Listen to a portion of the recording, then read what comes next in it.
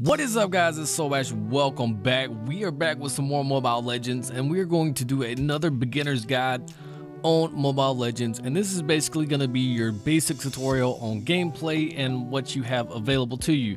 Now, before you do start, remember always, like I said in the last video, you can change your spell if you would like.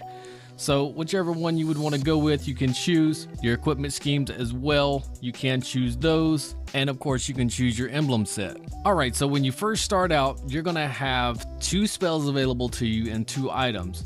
So whichever item you want to go with, to begin with, you're able to purchase that, and you have 2 spells. Now, depending on the player that you are playing, you may want to take a different spell depending on that player.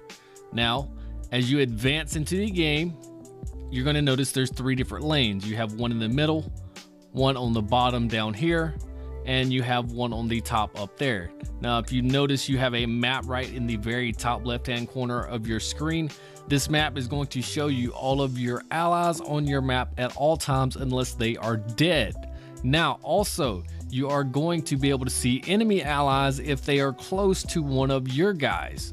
Now, that is a nice thing to see, because if you just look about every 3 to 5 seconds at your map, that is going to give you a huge advantage at knowing where your enemy opponents are at. Now, right beside your map, you're going to have a little thing that's going to tell you what your MS rating is, or basically how good your connection to the server is. And right below that, you have a cog that takes you into the system settings where you can change your graphics, your controls, and we'll get into some more advanced controls later in another video.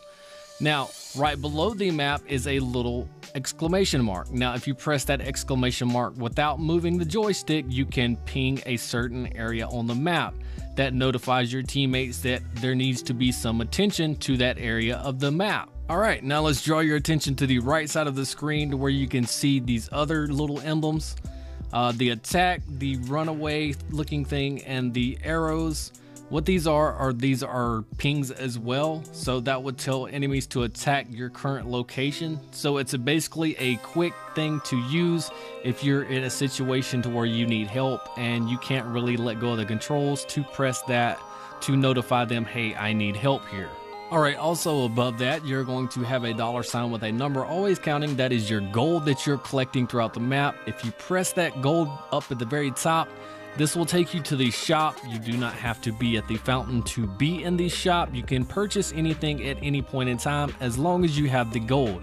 If you select the item that you want to buy and you do not have enough gold, you can hit the recommended button and it will let you buy this item in the next rotation once you start getting enough gold. It's a real handy thing to have if you're trying to change up your build in the middle of a match. All right, now also at the top, we are going to have the score. You see 6-4 currently, and the timer in the middle. If you press on that, their health, and you can also see a little diamond. Now you notice there's only 1 diamond currently up. Now there's 2. That means Akai's ultimate has just been available to use. That lets you know your allies can actually use their ultimate and it is available to them.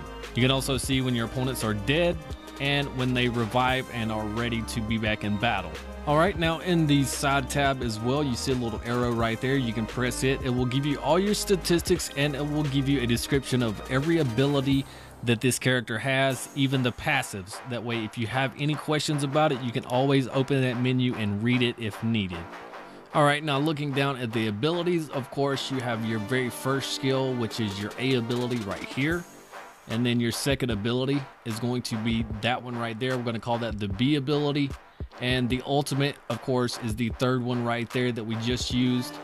And different heroes are going to require different rotations for these, so be aware of that. Do some research or check out what is the best build or rotation for that hero.